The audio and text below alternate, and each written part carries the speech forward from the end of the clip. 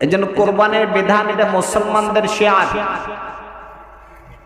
কোরবানি কাদের উপরে ওয়াজিব?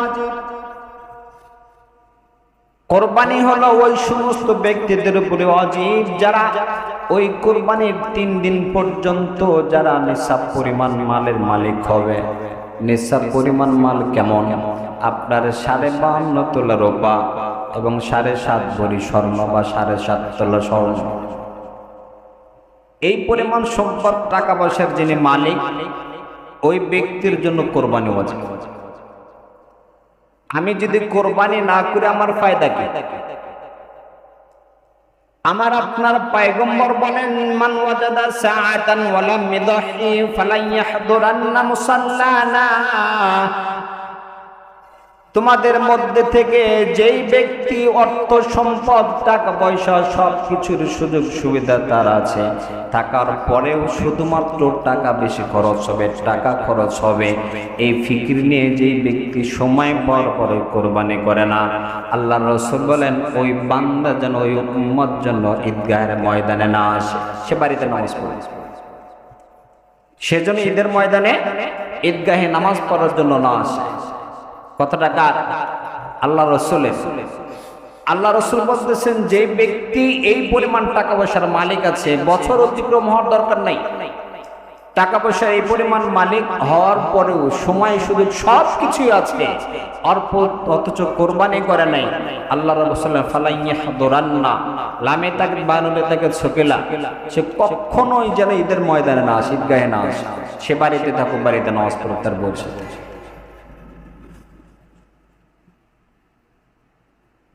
এখন হিসাব মেলান, আপনার সম্পদ কেমন আপনি জানেন, কতটুকু টাকা পয়সার মালিক আপনি। আমি আপনি আল্লাহ রাসূলের সুন্নাত, আল্লাহ রাসূলের আদেশ রূপে এতটা অনীহা ভাব, ইসলামকে আমরা ততক্ষণ পর্যন্ত দিল থেকে মহব্বত নিয়ে মানি যতক্ষণ পর্যন্ত নিজের স্বার্থে আঘাত না লাগে। টাকা পয়সা খরচ হবে ফিকির মাথায়, যেখানে টাকা পয়সা আছে আমরা ওখানে নাই, যেই ইবাদতে টাকা পয়সা নাই ওখানে আমরা খুব জোর দিয়ে বসে আছি। ইসলাম শুধু নামাজ নয়, পরিপূর্ণ একটা জীবন ব্যবস্থার নাম হলো ইসলাম। আপনার ব্যক্তি জীবন, চাল চলন, মুআমালাত, মুআশারাত সব কিছুই হবে আল্লাহ তাআলার জন্য, আল্লাহ রাসূলের তরিকায়। কথায় কথা মনে আসে, হযরত তালহা রাদিয়াল্লাহু তাআলা আনহু গরীব একজন সাহাবী ছিলেন। হযরত ওমরে ফারুক রাদিয়াল্লাহু তাআলা আনহু ওই মজলিসে বসে আল্লাহ রাসূল কথা বলতেছিলেন। এই কথা বলা অবস্থায় আল্লাহর পয়গম্বর লক্ষ্য করলেন হযরত ওমরে ফারুক একবার সামনের দিকে পিছনে এই দরজায় ওই দরজায় বারবার ঘোরাফেরা করছে। আল্লাহ রাসূল ওমরের চেহারা পেরেশানি দেখে বুঝতে পারলেন, ওমর কি হয়েছে, কি হয়েছে তোমার এইভাবে পেরেশান দেখাচ্ছেন, বারবার হাঁটতেছো কেন তুমি? হযরত ওমরে ফারুক বলতেছে, ইয়া রাসূলুল্লাহ, ইয়া হাবিবাল্লাহ, একটা বাচ্চার কান্নার শব্দ আমাকে পেরেশানিতে ফেলে দিয়েছে। এই বাচ্চার কান্নার শব্দ আমার সহ্য হচ্ছে না, যার কারণে স্থিরভাবে বসে থাকতে পারছি না। আমার মনে হয় এই বাচ্চাটা তালহার সন্তান, কারণ কান্নার শব্দটা তালহার বাড়ির থেকেই আসতেছে। হযরতে তালহা রাদিয়াল্লাহু তাআলা আনহু কে আল্লাহর রাসূল প্রশ্ন করলেন, তালহা মাজা তাফআল, কি হয়েছে? যে কান্নার শব্দ আসতেছে সেই শব্দটা তোমার বাড়ি? বলতেছে, ইয়া রাসূলুল্লাহ, হ্যাঁ আমার বাড়ির শব্দ, আমার সন্তান, ছোট বাচ্চার কান্নার শব্দ। কান্না করছে কারণ কি?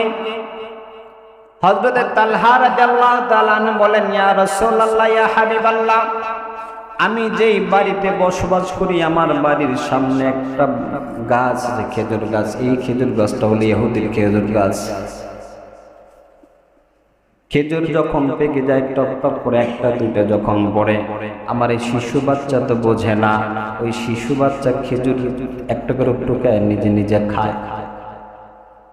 ইহুদি প্রতিদিন এসে বকাবাজি করে, গাল বন্ধ করে, আমি ওইটা চুপ করে নীরবে সহ্য করে যাই, কারণ সন্তান বোঝে না, যার কারণে। কিন্তু সমস্যা হলো আজকে দেখেছি ইহুদি আমাকে তো গালি দিছে, কোনো সমস্যা নাই, কিন্তু ইহুদি কথাটা বলেছে, তুমি কোন নবীর উম্মত, কোন নবীর সাহাবী তোমরা দাবি করো? নবী এত যদি ন্যায় নিষ্ঠাবান হয়, তোমাদের কি শিক্ষা দিয়েছে অন্যের কাছে খেজুর তোমার সন্তান খাই, তুমি বাধা দাও না? হযরতে তালহা বলে, ইয়া রাসূলুল্লাহ, ইয়া হাবিবাল্লাহ, এতদিন পর্যন্ত যত গালমন্দ করেছে নীরবে সহ্য করেছি, আজকে যখন আপনাকে নিয়ে কেউ একটা কটু কথা বলেছে, আমি তালহার জীবন সহ্য করতে পারি না। আমার এরকম সন্তান শুধু হাত পা বেঁধে রাখা তো দূরের কথা, এই সন্তানকে যদি আপনার জন্য কোরবানিও করতে হয়, আমি তালহা কোরবানি করতে রাজি আছি।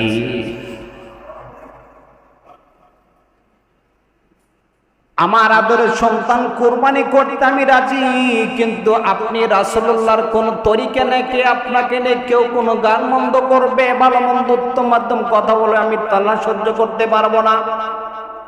যার কারণে আমার ওই নাবুদ শিশু বাচ্চাটাকে হাত পা দরজার সাথে খাপড়ির সাথে বেঁধে রেখেছে।